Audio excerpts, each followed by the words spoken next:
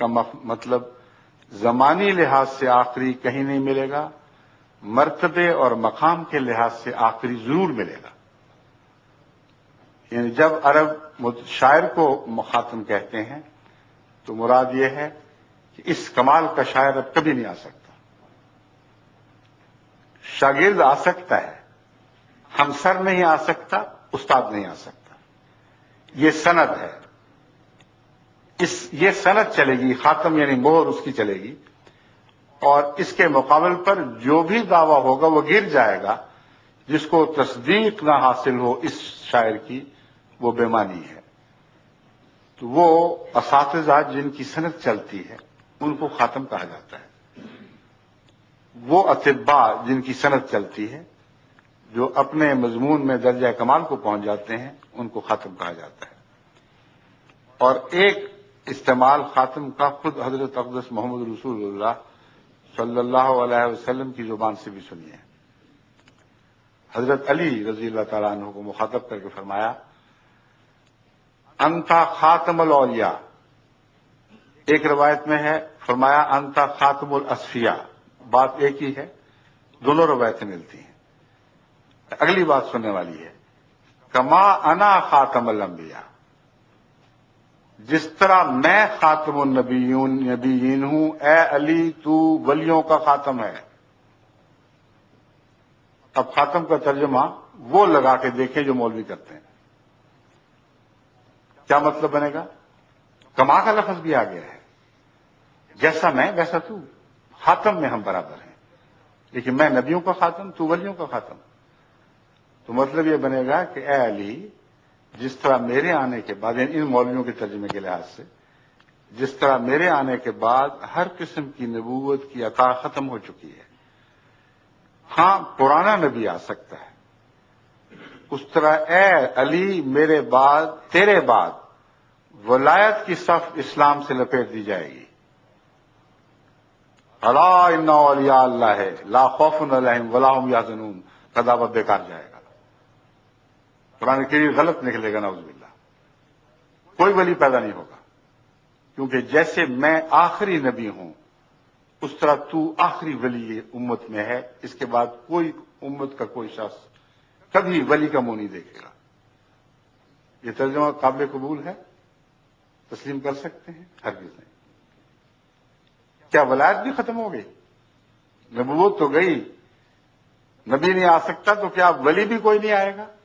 کیونکہ رسول اللہ صلی اللہ علیہ وسلم نے فرمایا ہے علی کو کہ اے علی تو خاتم الاولیاء ہے۔ بس خاتم کا معنی اگر وہ معنی جو مولوی کرتے ہیں تو مطلب یہ ہے تو آخری ولی ہے، اب کبھی کوئی ولی نہیں آئے گا، اور یہ جھوٹ ہے۔ وہ معنی کرنا پڑے گا جو دونوں جگہ برابر اطلاق پائے۔ گز کپڑوں سے تو نہیں بدلا کرتا، گز تو اتنا ہی رہتا ہے۔ ریشم ناپو یا کھدر ناپو۔ اس لیے لفظ خاتم وہی ہے جو دونوں جگہ برابر استعمال ہوگا۔ جماعت احمدیہ کے نزدیک خاتم کے معنی جو معروف اور رائج ہیں وہ یہاں چلتے ہیں۔ ایک معنی میں نے بتایا ہے سب سے اوپر، سب سے بالا، جس کا مسلک آخری مسلک شمار ہو، جو آخری مانوی سند بن جائے۔ تو مراد یہ ہے کہ جس طرح میں نبیوں کے لیے ایک سند بن گیا ہوں، میرے حوالے کے بغیر کوئی نبی سچا نہیں ہو سکتا جب تک میرے آثار اس میں نہ پائے جائیں، جب تک میری تصدیق نہ پائی جائے، کسی کی نبوت سچی نہیں۔ اس طرح ولایت میں جو تیرا مخالف ہوگا، جس میں تجھ سے مخالف آثار ولایت ہوں گے اور وہ کہے گا میں ولی ہوں، وہ جھوٹ بولتا ہے۔ اس نقطے کو سمجھ کر تمام جھوٹے صوفیاء کا پول کھل جاتا ہے۔ وہ جو حضرت علی کے پیراؤ ہو کر ملتان میں ناچتے پھرتے ہیں اور چمٹے بجاتے ہیں اور علی کا نعرہ بلند کرتے ہیں، وہ حضرت علی رضی اللہ تعالیٰ عنہ کی سنت کے مخالف چل کر ثابت کر دیتے ہیں کہ وہ ولی نہیں ہے، کیونکہ حضرت محمد رسول اللہ صلی اللہ علیہ وسلم نے حضرت علی کو خاتم الاولیاء قرار دے دیا۔ بس اگر حکمت سے بات سمجھیں تو بڑے فوائد ہاتھ آتے ہیں، اگر بے حکمت کی بات کر کے تعصب کے پیچھے چلیں تو سارا فیض ہاتھ سے جاتا رہتا ہے۔ اب آگے چلتے ہیں، لفظ خاتم کے اور کیا معنی ہیں؟ انگوٹھی جس کے اوپر کچھ لکھا ہو، کہیں لگائیں تو وہ مہر تصدیق بن جاتی ہے۔ یہ بہت ہی عظیم الشان دعویٰ ہے جس کی نظیر دنیا میں کسی نبی میں نہیں ملتی۔ حضرت صلی اللہ علیہ وآلہ وسلم کو تمام انبیاء کا مصدق قرار دیا گیا ہے۔ مانوی لحاظ سے پہلے بتا چکا ہوں، اب ظاہری معنوں سے بھی مصدق قرار دیا گیا۔ آپ کی مہر تصدیق ہو تو نبی ہے، ورنہ نہیں ہے۔ اور میں بارہا مذاہب کو چیلنج دے چکا ہوں، آج تک کسی ایک نے بھی اس کے جواب میں کچھ پیش نہیں کیا۔ وہ یہ ہے کہ ایک نبی مجھے دکھاؤ کل عالم میں جس نے کل عالم کے نبیوں کی تصدیق کی ہو۔ محمد رسول اللہ صلی اللہ علیہ وآلہ وسلم کے سوا ایک بھی نہیں ہے۔ حضرت اکیلے نبی ہیں جنہوں نے کہا کہ مجھے مانو تو یہ کافی نہیں ہے، میں بھی تصدیق کرتا ہوں کہ اللہ تعالیٰ نے تمام جہانوں میں ہر زمانے میں نبی بھیجے ہیں۔ تم بھی تصدیق کرو کہ اللہ تعالیٰ نے تمام زبانوں میں ہر مقام، ہر مرتبہ، ہر بستی میں نبی بھیجے ہیں۔ یہ مانو گے تو میرا ایمان قبول ہوگا، ورنہ میرا ایمان بھی رد ہے، یعنی مجھ پر ایمان لانا بھی رد ہے۔ آمن الرسول بما انزل الیہ من ربہ والمؤمنون کل آمن باللہ وملائکتہ وکتبہ ورسلہ لا نفرق بین احد من رسلہ۔ دیکھو محمد رسول اللہ اس شان کے نبی ہیں کہ وہ ایمان لے آئے ہیں اللہ پر اور ملائکہ پر اور کتب پر اور تمام انبیاء پر، اور آپ کے ماننے والے بھی سب کے سب مجبور ہو گئے ہیں کہ وہ ان سب باتوں پر ایمان لائیں، اور دعویٰ یہ کرتے ہیں لا نفرق بین احد من رسلہ، ہم خدا کے بھیجے ہوئے میں سے کسی میں کوئی تفریق نہیں کرتے، جو اس کی طرف سے آیا اس کے سامنے تسلیم خام، اس کو ماننا پڑے گا۔ یہ ہے خاتم النبی ہے۔ اگر کوئی اور ہے تو نکال کے دکھاؤ۔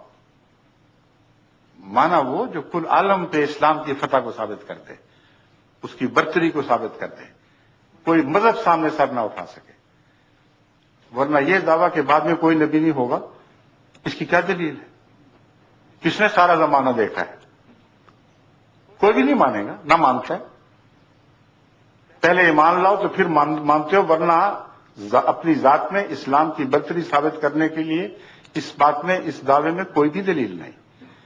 لیکن جو میں بتا رہا ہوں مانا، اس کی روح سے قرآن سب کتب سے افضل ہو جاتا ہے کہ باقی کتابوں کی تصدیق کی ہے۔ محمد رسول اللہ سب دنیا سے افضل ہو جاتے ہیں کیونکہ سب نبیوں کی تصدیق کی ہے۔ اور اسی دعوے میں خاتم النبیین میں آپ کا عالمی ہونا مضمر ہے، اس کے اندر شامل ہے۔ کیونکہ آج کوئی نبی بھی عالمی ہونے کا دعویٰ اس لیے نہیں کر سکتا کہ اگر وہ عیسیٰ ہیں فرض کریں تو اس کی بات جس طرح عیسائی آج پیش کر رہے ہیں اور جو بائبل سے ملتی ہے وہ یہ ہے کہ اس نے کسی اور قوم کے نبی کا ذکر ہی کوئی نہیں کیا۔ باقی سب کو جھوٹا مانو گے تو عیسیٰ کو سچا مانو گے، اگر کسی اور کو سچا مانو گے تو عیسیٰ کو جھوٹا ماننا پڑے گا۔ بین یہی حال ہر دوسرے نبی کا ہے، اس نے اپنی تصدیق کروا لی اور اس کی قوم اس پر راضی ہو گئی، وہ زمانہ لد گیا، ختم ہو گیا۔ آج اس نبی کو یہ توفیق ہو ہی نہیں سکتی کہ عالمی ہونے کا دعویٰ کرے۔ اگر عیسیٰ یہ دعویٰ کرتا ہے مثلا علیہ الصلوۃ والسلام، تو پتہ ہے مسلمانوں کو کیا قیمت دینی پڑتی ہے؟ مسلمانوں کو محمد رسول اللہ سے دامن چھڑا کر پھر عیسیٰ کو ماننا پڑتا ہے۔ اگر ایک ہندو تسلیم کرتا ہے اس کو کرسچن سے دامن چھڑا کر عیسیٰ کو ماننا پڑے گا، بیک وقت دونوں کو نہیں رکھ سکتا۔ ایک بدھ تسلیم کرتا ہے تو بدھ سے پیچھا چھڑا کر عیسائی ہونا ہوگا۔ لیکن ایک مسلمان اگر رسول اللہ علیہ وسلم کا دامن پکڑتا ہے تو عیسیٰ کو چھوڑنا نہیں پڑتا، عیسیٰ کو لازماً پکڑنا پڑتا ہے۔ بدھ کو بھی سچا ماننا پڑتا ہے، کرشن